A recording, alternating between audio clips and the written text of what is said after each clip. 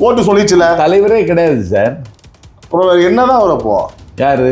அவர் அரசியல் தரித்திரம் சார், அவர் கைக்கூலி சார். அவரு சார் இப்பெல்லாம் பேசாதீங்க சார். நாக்பூர் உத்தரவுக்கு அடிபணிந்து கிடக்கிற ஒரு ஒரு ஒரு ஒரு ஒரு அரசியல் போலி. இது கடந்த ஆட்சி காலத்தில் நடவடிக்கை எடுக்க சொல்லி அவன் புகாருக்கு மேலே புகார் கொடுத்ததற்கு பிறகு எந்த நடவடிக்கையும் எடுக்கலை. இன்னைக்கு தம்பி லட்சுமணன் ஏண்ட சொன்னோன்னே நான் அமைச்சர்கிட்ட வந்து சொன்னேன். அமைச்சர் உடனே குமரி மாவட்ட சுற்றுச்சூழல் ஓகே, நம்மளுடைய மாண்புமிகு முதலமைச்சருடைய அடுத்த டார்கெட்டுன்னு சொல்ல முடியாது. அடுத்த வந்து பார்த்தீங்கன்னா ஸ்டாலினை நோக்கி அவருடைய காயின் நகருதுன்னு வச்சுக்கோங்களேன். தவறு இல்லை. ஜெயலலிதா அம்மா சிஎம்மாக இருக்கும் போது கருணாநிதி அரசு செய்யப்பட்டார். அப்படியே பேரலாக இன்னும் நடந்தது இல்லையா? ஒருவேளை நம்ம சிஎம் வந்து அதை நோக்கி போகிறாரு அப்படின்னா எந்த ஃபைலை வந்து சிஎம் ஓப்பன் பண்ணுவார்? எதை ஓப்பன் பண்ணால் இது நடக்கும்? This video is sponsored by Fast Track, celebrating 25 years of excellence. Download your Fast Track app now. Cresco Cars, leading dealers of Maruti Suzuki. RR Collections, elegance in every thread. Top 4 call drivers, day or night, we drive for you. உறவுகளால் நான், உறவுகளுக்காக நான், உங்கள் CP Naveen. அனைவருக்கும் இனிய மாலை வணக்கம். இது times of republican times talk. இன்று நம்மோடு இருந்திருக்கும் முக்கிய விருந்தினர் தமிழக வெற்றி கழகத்தில் கேம்பெயின் செக்ரட்டரி மதிப்பிற்குரிய ஐயா திரு நாஞ்சில் சம்பத் அவர்கள். சார் வணக்கம். வணக்கம் சார். நல்லா இருக்கீங்களா சார்?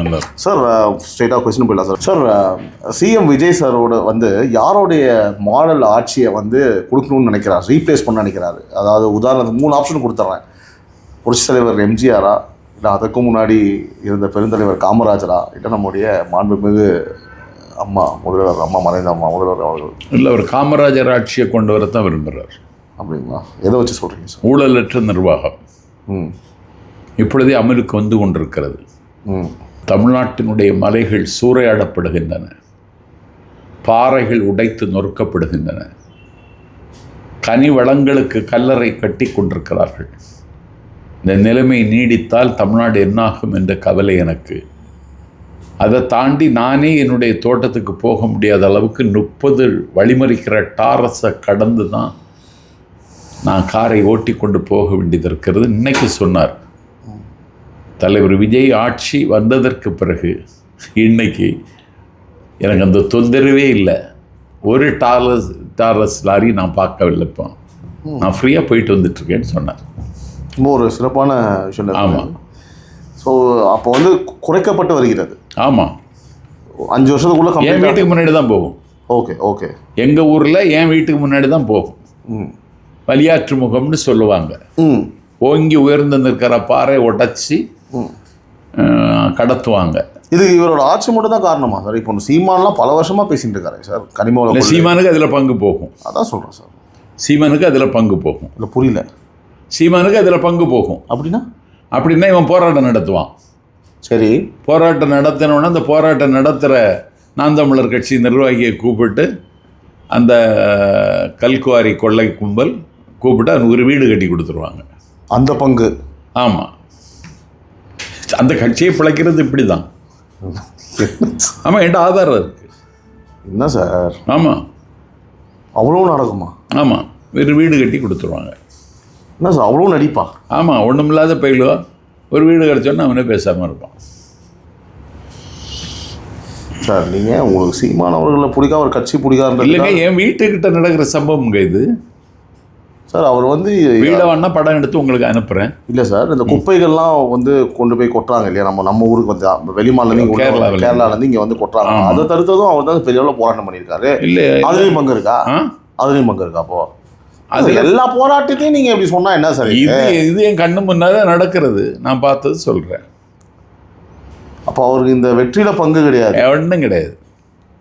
சும்மாங்க வெற்றி சவடால். சரி சார், மேகதாது விவகாரம் விஜயோட மாஸ்டர் பிளான் என்னவா சார்? என்னதான் சார் பிரச்சனை?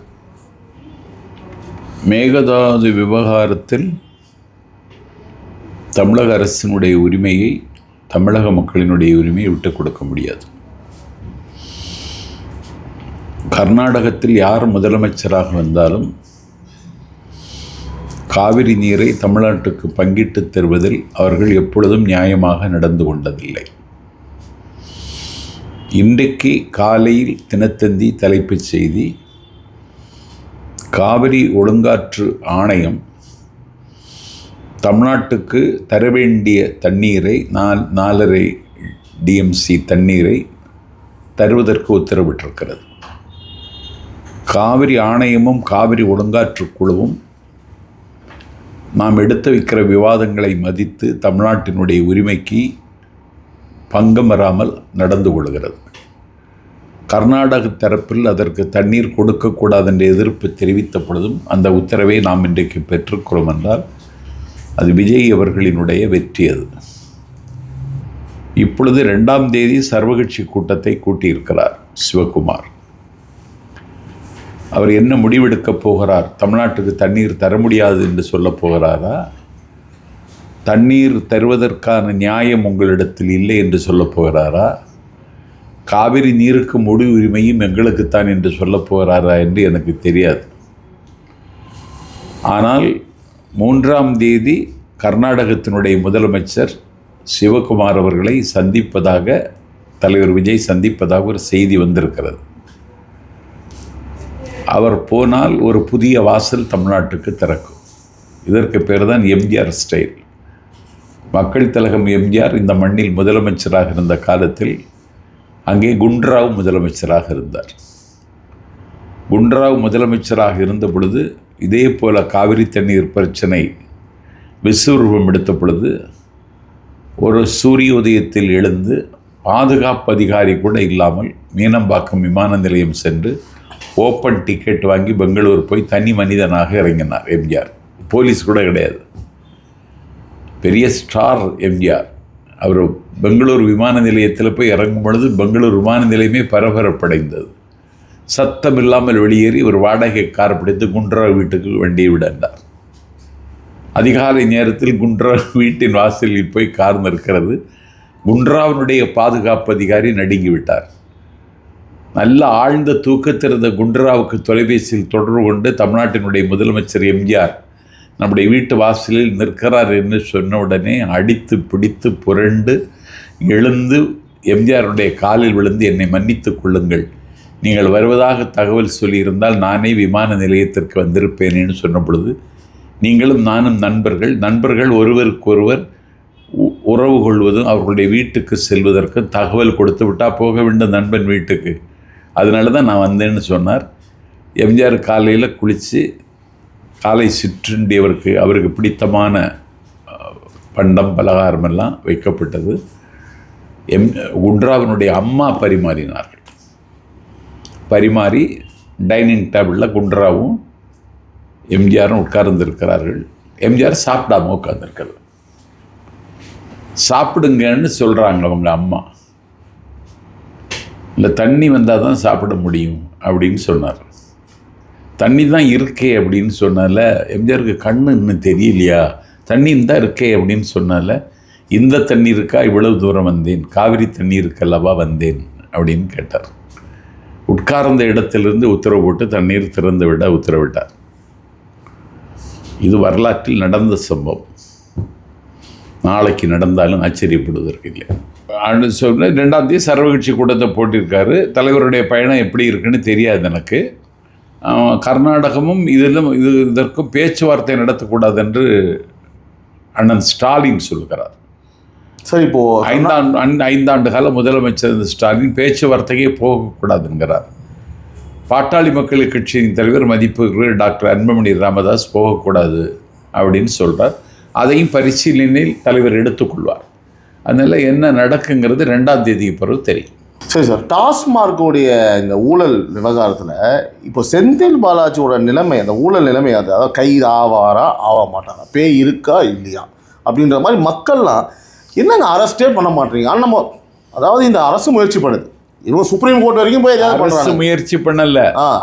இவன் தான் முன்ஜாமீன் கேட்டான். யாரு? செந்தில் பாலாஜி. நாங்கள் கைது செய்ய வேண்டும் என்று எங்களுக்கு திட்டமும் இல்லை. நாங்கள் விலங்குகளோடு சங்கிலி கூட அவன் வீட்டுக்கு நாங்கள் போகவும் இல்லை. இவன் முன்ஜாமீன் கேட்டான்.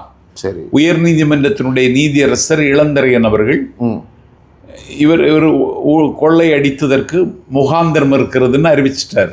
Supreme court இல்லைன்றாங்க. கேளுங்க, 86 கடைகளில் 886 கடைகளில் இருக்க வேண்டிய கடைக்கு இன்னும் 256 கடைக்கு அனுமதி இல்லாமல் பார்கள் இயங்குகின்றன. நான் சொல்லல, உயர் நீதிமன்றத்தினுடைய நீதியரசர். சரி. ஆகவே கொள்ளை நடந்ததற்கு முகாந்திரம் இருக்கிறது. சரி. அதனால நான் முன்ஜாமீன் வழங்க முடியாதுன்னு நீதிபதி சொல்லிட்டார். சரி. இப்போ அதை எதிர்த்து மேல்முறையீட்டுக்கு போனாங்க. சரி. உச்ச நீதிமன்றம் அவரை இப்போது கைது செய்யக்கூடாதுன்னு ஒரு உத்தரவு தந்திருக்கு. இது ஒரு நாள் செய்தி, எவ்வளவுதான். அப்படின்னா தொடர்ந்து விசாரணை நடக்கும். கைது நடக்கும். உள்ளே போவார். அப்போ நீங்கள் அரெஸ்ட் பண்ணாமல் அதான் கேட்டேன். நாங்கள் இல்லை, அவருக்கு உப்பு தின்னவன் தண்ணி குடிக்கணும், தப்பு செய்தவன். நீங்க வன்மத்தில் சொல்ல சார், தமிழக அரசு. நான் வன்மத்தில் சொல்லல. நண்பர் செந்தில் பாலாஜி சிறைக்கு போகணும்னு நான் விரும்பவும் இல்லை. ஓஹோ. ஏன்னா நான் சிறையில் இருந்து வலிகளையும் வேதனைகளையும் அனுபவித்தவன். நீங்களும் செந்தில் பாலாஜி ஒன்றா? இல்லை, ஒன்றும் இல்லை. அப்புறம் அதை கம்பேரிசன் பண்ணுறீங்க? இல்லை, அதனால அந்த நோக்கம்னு அரசுக்கு கிடையாது. ஓகே. ஆனால் அவர் செய்த குற்றத்துக்கு அவர் தண்டனை அனுபவிக்கிறது நிறைய வாய்ப்பு இருக்கு. ஆமாம், அது வாய்ப்பு இருக்கு. ரைட். அதாவது அமைச்சர்களையும் அதிகாரிகளையும் வந்து பார்த்தீங்கன்னா ஒரு ஸ்கெட்சு போட்டு விஜய் அவர்கள் வந்து தூக்குவார் கரெக்டா அப்படின்னு சொல்லி ஒரு பரவலாக ஒரு பேச்சு இருக்குது. அது நல்ல விதமாகவும் இருக்கலாம், கெட்ட விதமாகவும் இருக்கலாம். சரிங்களா? அப்படின்னு பேச்சிருக்கா அப்படின்னு சொல்கிறாங்க. அதாவது அமைச்சரை கூப்பிட்றாரு, மிரட்டுறாரு, இப்போ 2வது மிரட்டுறாரு. இப்போ எதிர்கட்சிகள் குற்றம் சாட்டுறது, உட்காந்து எல்லாத்தையும் மிரட்டி உரட்டி வச்சிருக்காரு, அதிகாரிகளை மிரட்டி விட்டு கீழே இருக்கவங்களும் மிரட்டுறாங்க. ஸோ இது வந்து ஏன் இந்த ஆக்ஷன், இது உண்மையா? இந்த மாதிரி நடக்குதா? அவர் அப்படி தான் வச்சிருக்காரா? தெரியல, ஐடியாவே கிடையாது. ஐடியா நமக்கு நிர்வாகத்துக்கு சம்பந்தம் இல்லை. அரசியலை பற்றி கேளுங்க, நிர்வாகத்தை பற்றி கேட்க. அரசியல் இருக்குல்ல சார்? இல்லை, அரசியலை பற்றி கேளுங்க, நிர்வாகத்தை பற்றி கேட்காதீங்க.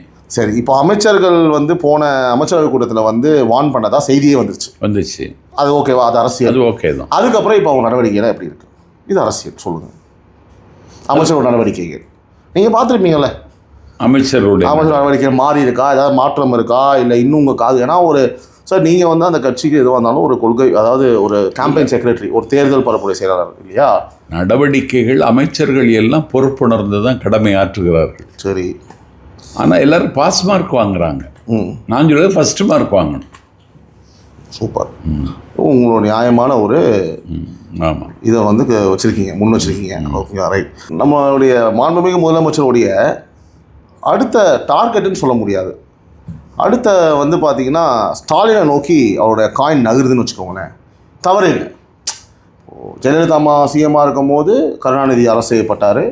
அப்படியே பேரலாக இன்னும் நடந்தது இல்லையா? ஒருவேளை நம்ம சிஎம் வந்து அதை நோக்கி போகிறாரு அப்படின்னா எந்த ஃபைலை வந்து சிஎம் ஓப்பன் பண்ணுவார்? எதை ஓப்பன் பண்ணால் இது நடக்கும்? இல்லை, அது நடக்காது. அண்ணன் ஸ்டாலினை கைது செய்கிற அளவுக்கு எங்கள் தலைவர் போக மாட்டார். இது வந்து நீங்கள் டக்குன்னு வந்து பார்த்தீங்கன்னா சந்திரமுகியாக மாறிய தருணம் அப்படி இல்லை முழுமையாக சந்திரமுகியாக மாறிய நாஞ்சில் சம்பத்தை பார் அப்படின்ற மாதிரி இருக்கே சார். ஒரு 5 ஆண்டு காலம் முதலமைச்சராக இருந்தவர். சரி. துணை முதலமைச்சராக இருந்தவர். சரி.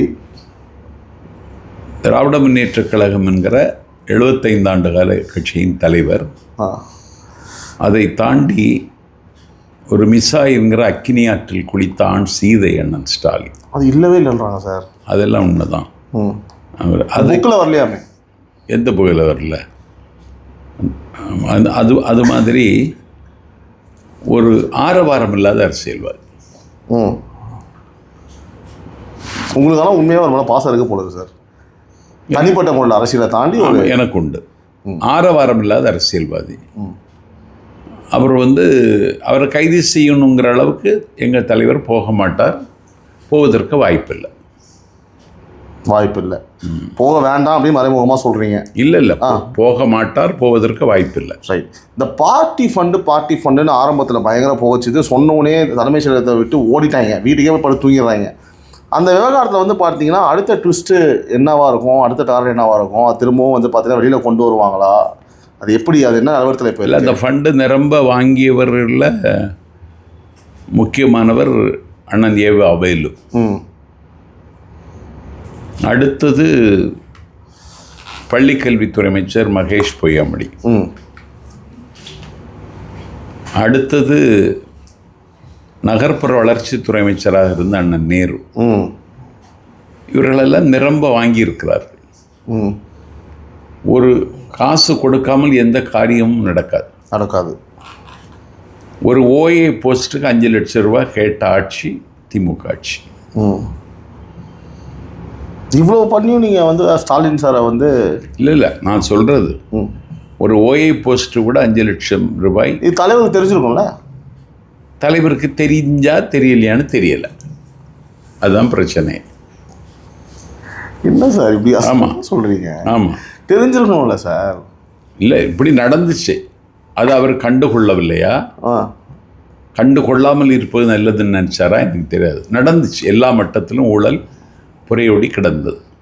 ஒரு 10,000 ரூபாய்க்கு சாலை போடுறாங்கன்னா நுங்கம்பாக்கத்திலேருந்து திண்டிவனம்னா அதுக்கு 4,000 கோடி ரூபாய் கேட்பார் ஏவாவேலு.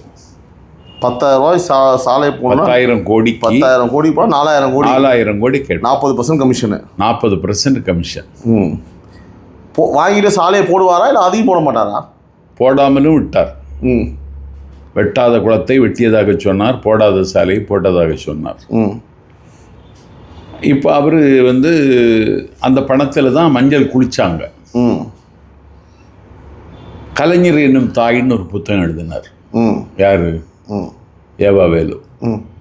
ஏன் எழுதினாரு? இல்லை, ஏவாவேலுவே எழுத்தாளன் ஆனது தமிழுக்கு எவ்வளவு சங்கடம்.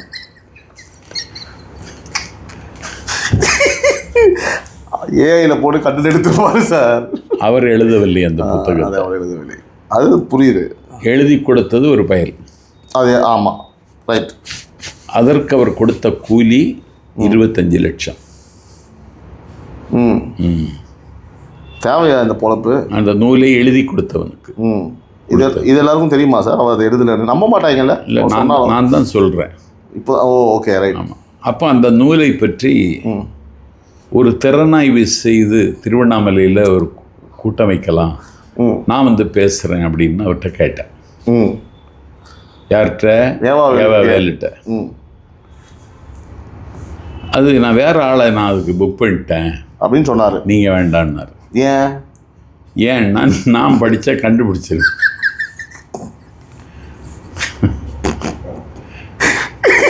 நான் கண்டுபிடிச்சிருவேன். இது ஏவாவேலுக்கு பேனா இல்லை, வேற எவன் பேனா ஒன்று நான் கண்டுபிடிச்சிருவேன். என்ன கிட்டே சேர்க்கல, தவிர்த்தார். அப்படியே ஆப்போசிட் பயணத்துக்கு என்னை தள்ளி வைத்தார். எனக்கு எந்த வாய்ப்புகளும் தரவில்லை. நான் எந்த சிபாரிசுக்கும் அவர்கிட்ட போனதில்லை. என்னுடைய மருமகன் அஜய் வேலு கலைஞர் தொலைக்காட்சியில் வேலை பார்த்தான். 13,000 ரூபா தான் சம்பளம் கொடுத்தாங்க. அவன் பெருங்குடியிலேருந்து ஒரு கார் எடுத்துகிட்டு வருவான். அதுக்கே 15,000. அதுக்கே 15,000 ரூபா. நான் பிறகு இப்படி வர்றான் என் தங்கச்சி பையன். இந்த மீடியாவில் ரொம்ப ஆர்வமாக இருக்கிறதுனால இங்கே வேலை பார்க்குறான். இந்த சம்பளத்தை கொஞ்சம் கூட்டித்தாங்கன்னு கேட்டேன். யாருக்கிட்ட? ஏவாவேலுட்ட. ஏன்னா அந்த கலைஞர் தொலைக்காட்சிக்கு ஃபீடு பண்ணுறது அவர் தான். ஓ, சரி சரி, ஓகே. எதிர்கட்சியாக இருக்கும் பொழுது. புரியுது. அவர் தரல. பிறகு இயக்குனர் அமிர்தம்னு முரசொலி மாறனுங்க அண்ணன் அங்கே இருக்கார் அறிவாலயத்தில். அவரும் அதுக்கு பொறுப்பாளர்னாங்க. அவர்கிட்டையும் போய் கேட்டேன், அவரும் பண்ணி தரல. டீசல் காசாவது கொடுங்கன்னு கேட்டேன், அதுவும் பண்ணி தரல. என்ன சார் சொல்கிறீங்க? ஆமாம். அப்போ இதில் நான் அவன்கிட்ட சொன்னேன் அஜய்வேலுட்ட, அட்டைகள் இடத்துல ரத்த தானம் கேட்கக்கூடாது, அதுவே ரத்தத்தை உயிரை. ஆமாம் அப்படின்னு சொல்லிட்டு நான் இவங்க இப்படிப்பட்டவங்க தான். ஆமாம். 10,000 கோடி கொள்ளையடிச்சு யாருக்கு தான் சார் கொடுக்குறாங்க? எங்கெல்லாம் மகாராணிகள் இருக்காங்கன்னு தெரியாது. கோவையில் ஒரு மகாராணி இருக்கிறதா சொல்கிறாங்க, கரூரில் ஒரு மகாராணி இருக்கிறதா சொல்கிறாங்க. அங்கங்கே அந்த புறம் தான். ஆமாம் ஆமாம். யாரோட அங்கே? ஆமாம், இருக்கிறதா சொல்ல திமுக காரங்களே சொல்கிறாங்க. அவங்களே சொல்கிறாங்க, நம்ம சொல்கிறது கிடையாது. ஆமாம், நம்ம சொல்கிறதே நம்ம. ஆமாம், ரைட், ஓகே. சார், நம்மளுடைய முதலமைச்சருடைய ஆட்சியில் எந்த அமைச்சர் உங்களுக்கு தெரிந்த அளவுக்கு சிறப்பாக செயல்படுறாங்க, நம்ம பார்க்குறத வச்சு கேட்குறத வச்சு நீங்கள் யாரை சொல்லுவீங்க சார் குறிப்பிட்டு? ஆதவ அர்ஜுனா. ரைட். ஒருத்தர் தானா சார்? இல்லை, மருத்துவத்துறை அமைச்சர் அருண்ராஜ் ஐஆர்எஸ், பள்ளிக்கல்வித்துறை அமைச்சர் ராஜ்மோகன், சுற்றுச்சூழல் துறை அமைச்சர் ராஜீவ், டாக்டர் ராஜீவ், தொழில்துறை அமைச்சர் கீர்த்தனா. அவ்வளோதான் சார். நிறைய இருக்கு. இவங்க 5 பேரும் சிறப்பாக ஏதாவது இருக்கிறதே இவங்க சிறப்பாக செயல்படுறாங்க. ஆமாம். சரி, எதனால இந்த 5 அமைச்சரை சொன்னீங்க சார்? என்ன காரணம்? உங்களுக்கு பர்சனலாக பிடிச்சதா இல்லையா, இல்லை தெரியுமா? அப்படிலாம் இல்லையா? அதில் இல்லை, ஆதவ அர்ஜுனா அலுவலகத்துக்கு போனால் ஒரு பொதுக்கூட்டத்துக்கு திரடுற மாதிரி ஒரு கூட்டம் நிற்குது. கூட்டத்தினால ஒரு சிறப்பாக கேளுங்க, எல்லாரையும் பார்க்கிறார், குறைகளை கேட்குறாரு. ஃபர்ஸ்ட் ஆமாம், கேட்கிறார். என்ன செய்யணுமோ அந்த இடத்துலையே நடவடிக்கை உதவியாளர்கள்ட்ட உத்தரவு போடுறாரு. ஒரு வெளிப்படையான நிர்வாகத்தை தருவதுக்கு விரும்புகிறார். ஒப்பந்தக்காரர்கள் கூட்டத்தை கூட்டி முதல் அவர் தான் போட்டாங்க. எனக்கு ஃபண்டெல்லாம் தேவை கிடையாது, எங்களுக்கு ஃபண்டு தேவையில்லை, தரமான சாலை, தரமற்ற சாலைகள் போட்டால் ஒப்பந்தத்தை ரத்து செய்வேன்னு சொல்லுகிற ஒரு அமைச்சர். அது மாதிரி டாக்டர் அருண்ராஜ் ஐஆர்எஸ், அவர் டாக்டர் வேறு, ஐஆர்எஸ் அதிகாரி வேறு, அந்த துறையை பற்றி நல்ல அறிவு இருக்கிறது அவருக்கு. மருத்துவத்துறையில் ஏதாவது சாதிக்க வேண்டும் என்று நினைக்கிறார். இன்னைக்கு தமிழ்நாடு முழுவதும் பேசப்படுகிற ஒரு அமைச்சராக இருக்கிறார். ராஜ்மோகன் பள்ளி கல்வித்துறை, செய்தித்துறை, தொல்லியல் துறை, 3 துறை அவர்கிட்ட இருக்கு. இப்பொழுது திக்கெல்லாம் புகழுகிற தென் பகுதிக்கு சென்று அந்த சுற்றுலாத்துறை ஆணையாளர் ஜெய்சீலன் ஐஏஎஸ் அவர்களை அழைத்து கொண்டு போய் அந்த காலடிக்கு கீழே காணாமல் போன காலங்களை கண்டெடுக்கின்ற கீழடிக்கெல்லாம் சென்று அந்த அகழ்வாய்வை மீண்டும் விரைவுபடுத்துவதற்கு என்னெல்லாம் செய்யலான்னு திட்டமிட்டு அதில் அவருக்கு ஒரு ஈர்ப்பு இருக்குது. இன்னைக்கு ஈரோட்டில் ஒரு புத்தக திருவிழாவை தொடங்கி வைக்கிறார். அது மாதிரி தன்னுடைய அலுவலகத்தில் தன்னை தேடி வருகிறவர்களுடைய குறைகளை பரிவோடு கேட்டு, நீங்கள் என்ன இங்கே வந்தீங்க, எனக்கு ஒரு ஃபோன் பண்ணி சொல்லியிருக்கலாமே, நீங்கள் ஏன் இவ்வளோ தூரம் வரணும் அப்படின்னு கேட்குறார். அப்படி எல்லாருக்கும் பரிவோடு நடந்து கொள்ளுகிறார். கீர்த்தனா தென்கொரியாவுக்கே போயிட்டு வந்துட்டாங்க. ஹுண்டாய் நிறுவனத்தோடு ஒரு பேச்சுவார்த்தை நடத்தி அங்கே முதலீடுகளை ஈர்ப்பதற்கான பேச்சுவார்த்தை அவங்க மீது ஒரு சர்ச்சை வந்து நடத்தினாங்க. எல்என்டி கூட பேச்சுவார்த்தை கொண்டு வந்திருக்காங்க. முதலமைச்சர்கிட்ட நின்று அந்த ஒப்பந்தத்தில் கையெழுத்து போட்ட காட்சியெல்லாம் நீங்கள் பார்த்துருப்பீங்க. கொஞ்சம் ஆக்டிவாக இருக்கிறாங்க அந்த அம்மா. அந்த மாதிரி சர்ச்சைகள் வந்து வரதான் செய்யும். அங்கேயும் சர்ச்சை வரத்தான் செய்யும். அது நம்ம சரிப்படுத்திக்கிட்டு சர்ச்சையை கடந்து போகணும். சுற்றுச்சூழல் பற்றி, சுற்றுச்சூழல் அமைச்சருக்கு இந்த சுற்றுச்சூழலை பேணி பாதுகாக்க வேண்டும் என்கிற அக்கறை இருக்கு. ஒரு டாக்டர் வேற. தேரேகால் புதூர் நாகர்கோவிலுக்கு பக்கத்தில் என்னுடைய உரிமையுள்ள தம்பி, என்னுடைய ஆபத்துக்கு உதவுகிற தம்பி லட்சுமணன், அவன் புதிதாக ஒரு வீடு கட்டியிருக்கிறான். அதுக்கு பக்கத்தில் ஒரு அரிசி ஆலை இருக்கு. இந்த அரிசி ஆலையினுடைய தவிடுகள் பூரா அவன் வீட்டில் ஒட்டியிருக்கும். வெளியில் பூரா தவிடார். இது கடந்த ஆட்சி காலத்தில் நடவடிக்கை எடுக்க சொல்லி அவன் புகாருக்கு மேலே புகார் கொடுத்ததற்கு பிறகு எந்த நடவடிக்கையும் எடுக்கலை. இன்னைக்கு தம்பி லட்சுமணன் ஏண்ட சொன்னோன்னே நான் அமைச்சர்கிட்ட வந்து சொன்னேன். அமைச்சர் உடனே குமரி மாவட்ட சுற்றுச்சூழல் அதிகாரிகிட்ட தொடர்பு கொண்டு நேரடியாக போங்க, விசிட் பண்ணுங்கன்னு சொல்லி அந்த ஆலை உரிமையாளர்கிட்ட அந்த அம்மா பேச்சுவார்த்தை நடத்தி இன்னைக்கு இந்த என்னெல்லாம் வச்சா தான் இந்த ஆலையை இயக்க முடியும்னு சொல்லி கண்டிஷன் போட்டு அந்த ஆலை இன்னைக்கு இயங்குவதற்கு அனுமதிக்காமல் நடவடிக்கை எடுத்திருக்கிறார். உடனே சொன்ன உடனே எடுக்கிறாங்க. இது என்னுடைய அனுபவம். புரியுது சார். அப்போ எவ்வளோ வேலை இருக்கு அவருக்கு. சுற்றுச்சூழல் மாசு தான் தமிழ்நாட்டுக்கு பெரிய கேடு. இன்னைக்கு அதுக்கு நடவடிக்கை எடுக்கிற ஆர்வமுள்ள அமைச்சராக இருக்கிறார். Right sir. சார் 31 பேருக்கு அந்த வேலை, அது மாதிரி நிதி அமைச்சர் மரியா வில்சன் அவருக்கு பெரிய சுமை இந்த பொறுப்பே. எப்போவுமே சிஎம் கூட தான் இருக்காரு. ஆமாம், பொறுப்பே சுமை அவருக்கு. ஏன்னா ஒரு நிதி ஆதாரம் இல்லை நம்மகிட்ட, கருவூலத்தில் காசு இல்லை. அதுக்காக நாம் கொடுத்த வாக்குறுதிகளை நிறைவேற்றாமல் இருக்க முடியாது. மக்களினுடைய கோபத்திற்கும் சாபத்திற்கும் ஆளாகவும் கூடாது. வருவாயை பெருக்குவது எப்படி, அதுக்கு ஒரு குழுவும் அமைச்சிருக்காங்க. நிதி திரட்டுவது எப்படி, எந்தெந்த வழிகளில் வருவாயை அரசாங்கத்திற்கு கொண்டு வர முடியும்னெல்லாம் தினசரி தூங்காமல் இருந்து சிந்திக்கிறார். துறை ரீதியாக எல்லா அதிகாரிகளோடும் பேச்சுவார்த்தை நடத்துகிறார். முதல் பட்ஜெட்டில் ஒரு முத்திரை பதிக்கிற பட்ஜெட்டாக இருக்க வேண்டும் என்ற தபிப்போடும் தாகத்தோடும் இன்றைக்கு அவர் இயங்கிக் கொண்டிருக்கிறார். மரிய வில்சன் ஏற்கனவே ஒரு கல்வியாளர், முனைவர் பட்டம் பெற்றவர், ஒரு மரபார்ந்த குடும்பத்தில் வந்தவர்.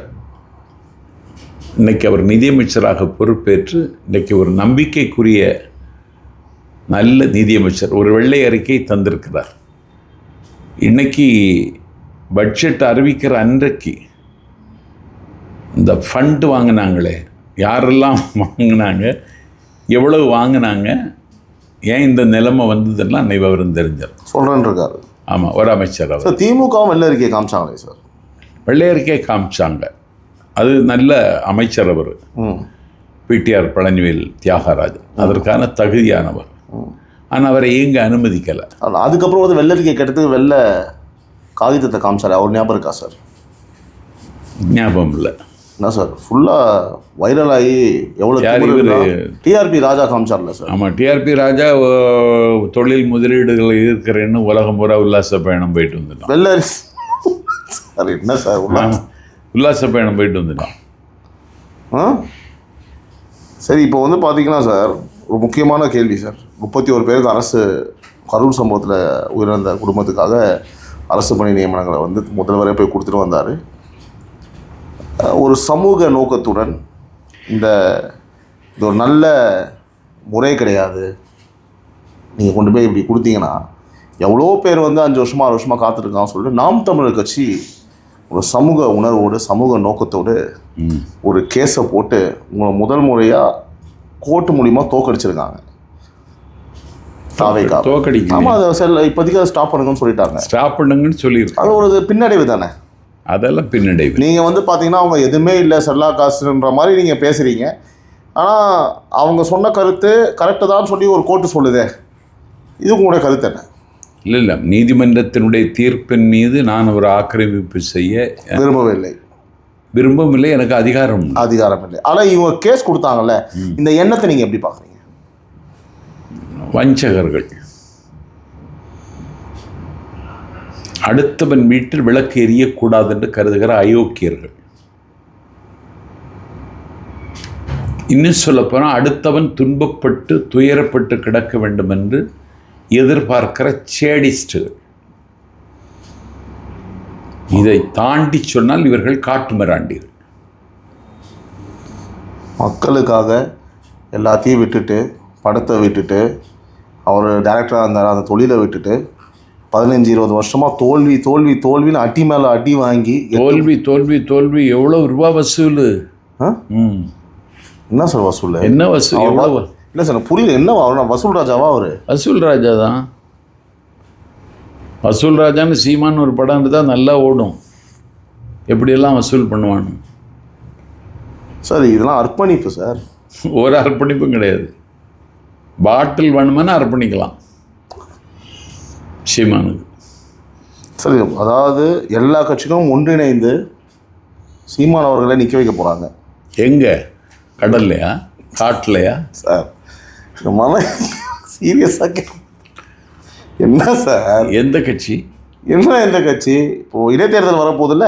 ஆமாம். அதில் வந்து ஒரு தொகுதியில் வந்து பார்த்தீங்கன்னா சீமான் அவர்களை நிற்க வச்சு திருச்சியில் கூட நிற்க வைக்கலாம். நிற்பார். நிற்க வச்சு வசூல் ஆகும். இல்லை சார், எல்லா கட்சி சப்போர்ட்டோட எந்த திமுக கட்சி? அதிமுக ஒன்றிணைந்து திமுக இன்னும் அறிவிக்கலையே, நிக்க வச்சாங்கன்னா அதிமுக இன்னும் அறிவிக்கலையே. சார் இவர் போய் கேட்டார் சார், ஒரே மாமா மச்சான்னு பேசி உங்களுக்கு தெரியும்ல சார். இப்போ அந்த மாதிரி நிக்க வைக்கிறது வந்து பாத்தீங்கன்னா எதுக்காக அப்ப நிக்க வைக்கிறாங்க? நீங்க இந்த அளவு பேசுறீங்க, காட்டு மிரான்னு என்னமோ பேசுறீங்க. ஆமா, இது அங்க தேர்தலையும் போய் பேசுவேன். இல்லை சார், அந்த மாதிரி ஒரு தலைவர் அவங்க வந்து சார் எல்லாருமே தலைவன்னு சொல்லாதீங்க. அவன் ஒரு தரித்திரம்ங்க சார். கோர்ட் என்ன சொல்லியிருக்கு? என்ன சொல்லியிருக்கு? தவிர்க்க முடியாத தலைவர் சார் சீமானு. இது ஏன் கோர்ட்டில் சொல்லிச்சு? கோர்ட்டு இது ஒரு வேலையா? என்ன கோர்ட்டு ஏன் சொல்லிச்சு என்கிட்ட கேட்குறீங்க? கோர்ட்டு சொல்லிச்சு சார். தவிர்க்க முடியாத தலைவர் ஒன்றும் கிடையாது. அப்புறம் கோர்ட்டு சொல்லிச்சுல, தலைவரே கிடையாது சார். அப்புறம் என்னதான் அவர் அப்போ? யாரு அவர்? அரசியல் தரித்திரம் சார், ஒரு கைக்கூலி சார். தவறு சார், இப்படிலாம் பேசாதீங்க சார். நாக்பூர் உத்தரவுக்கு அடிபணிந்து கிடக்கிற ஒரு ஒரு ஒரு ஒரு ஒரு அரசியல் போலி சார். நீங்கள் சட்டமன்றத்துக்குள்ள அவர் உள்ளே வர போகிறாரு. நான் அதை தான் கேட்க வந்தேன். நீங்கள் போல டைவர்ட் பண்ணுறீங்க. இப்போவே வரலாம் சார். அந்த சட்டமன்றம்னா உள்ளே சார் எம்எல்ஏவா சார்? எம்எல்ஏலாம் ஆக முடியாதுங்க. 7 ஜென்மம் எடுத்தாலும் ஆக முடியாது. ஓலமிடும் கடல் ஊமையானாலும் ஆகும், கூவம் பாவத்தை போக்கினாலும் போக்கும், கள்ளிப்பால் கண்ணோயை நீக்கினாலும் நீக்கும். சீமான் சட்டமன்ற உறுப்பினர் ஆக முடியாது. எம்பி ஆயிட்டாரா ஸ்ட்ரைட்டா? எம்பி அப்படி வந்துட்டா என்ன பண்ணுவீங்க சொல்லுங்க? மக்கள் சப்போர்ட்டே தேவையில்லைங்க, பிஜேபி சப்போர்ட்ல வந்துடுறாரு, என்ன பண்ணுவீங்க? ஒன்றும் பண்ண முடியாது. அப்புறம் எதுவுமே அவங்க எப்படி சார்? யாரை பண்ணுவான்னு நமக்கு என்ன தெரியும் சார்? இல்லை சார், எம்பி நீங்க அப்படி சொல்லாதீங்க. அதிகாரத்துக்கு அவர் வருவாரு சார், நீங்க அப்படி ஓரம் கட்ட முடியாது சார் அவரை. பிஜேபி அப்படி செய்தன்னா பிஜேபி செய்யக்கூடிய தவறு, இமாலய தவறு. சார் ஏன் இதை சொன்னா நம்ம யாரையும் அப்படி குறைச்சி மதிப்பிட முடியாது சார். ஆமாம், குறைத்து மதிப்பிட முடியாது. நீங்க சீமான் அப்படி மதிப்பிடுறீங்க. ஒவ்வொரு இன்டர்வியூ நான் பார்த்துட்டு இருக்கேன். நீங்க வந்து எனக்கு சீமானுக்கு மேல தனிப்பட்ட கோபதாபம் ஒன்றும் கிடையாதுங்க. சரி, நான் சீமானை விமர்சனம் செய்வது அரசியல் ரீதியான விமர்சனம். சரி, நீங்க சொல்றதெல்லாம் அப்ப கரெக்ட் தான் சொல்றீங்க. ஆமா, மக்கள் மனநிலை தான் நீங்க பிரதிபலிக்கிறீங்கன்னு சொல்ல வரீங்க. ஆமா, ஒரு ஆதாரம் சொல்லுங்க சார் அதுக்கு. என்னதுக்கு? அவர் மக்கள் தலைவர் கிடையாது, மக்களுக்கான தலைவரே அவர் கிடையாது, மக்கள் மனசு அவர் இல்லைன்றது 5000 ஓட்டுள்ள ஒரு ஒன்றிய கவுன்சில ஜெயிக்காத புறம்போக்கவன். 5000 ஓட்டு இருக்குல்ல, 5000 ஓட்டுள்ள ஒரு ஒன்றிய கவுன்சில்ல கூட நாடு தழுவிய கட்சி வச்சிருக்கேன்னு 40 கொட்டுகிறவன்ட ஒரு ஒன்றிய கவுன்சிலர் கிடையாது. அவனை தலைவங்கிறீங்க நீங்க. கோர்ட்டுக்கு இந்த விஷயம் தெரியும்ல? கோர்ட்டுக்கு சொல்லி கொடுக்கணும். இன்னி என்னங்க தலைவங்கிறீங்க? தலைவன்னா யாருங்க? டெடிகேட், அர்ப்பணிக்கணும். அவர் அரசியலுக்காக ஒரு வாழ்க்கையை அர்ப்பணிக்கலையா சார்? ஒரு வாழ்க்கையும் அர்ப்பணிக்கல. என்னத்த சிரிக்கிறீங்க? அவன் அர்ப்பணிச்ச உங்களுக்கு பட்டியலை சொல்லவா சார்? Interview sir. அதுதான் சொல்றேன். என்ன சார் இப்படி என்ன பயமா இருக்கு சார்? சீமான் சப்ஜெக்ட் கூட பேசாலே என்ன பேசுவீங்கன்னு பயந்து பேச வேண்டியதா இருக்கு சார். பட்டியல் வேணா கேளு. ஒன்றும் வேணாம் சார், மக்கள் பார்க்குறாங்க, நல்லா இருக்காது. பர்சனல் கூட போகலாம் நம்ம. சரி, அப்போ நீங்கள் இப்போ என்ன சொல்கிறீங்க அப்படின்னா இப்போ உள்ளாட்சி தேர்தலில் வந்து பார்த்தீங்க அப்படின்னா அவங்க என்ன சொல்கிறாங்க, ஒரு கண்டிப்பாக பாருங்கள் ஒரு 20 கவுன்சிலர் அடிப்போன்றாங்க. வாய்ப்பு இல்லை அப்போது. எந்த கவுன்சிலரு? ஒன்றிய கவுன்சிலரா, நகர்மன்ற கவுன்சிலரா, ஓவராலா சார்? 20 கவுன்சிலர் நாங்கள் வந்துடுவோம். ஒரு இடமும் வராது. தாவேக்காவினுடைய வருகைக்கு பிறகு அந்த கட்சி தரைமட்டமாகிவிட்டது. உயிர் இருக்கு, உயிர் இன்னும் இருக்கு. வெண்டிலேட்டர் இருந்து எடுத்தால் உயிர் போயிடும். இப்போ வெண்டிலேட்டரில் இருக்கு அந்த கட்சி. This video is sponsored by Fast Track, celebrating 25 years of excellence. Download your Fast Track app now. Cresco Cars, leading dealers of Maruti Suzuki. RR Collections, elegance in every thread. Top 4 call drivers, day or night, we drive for you.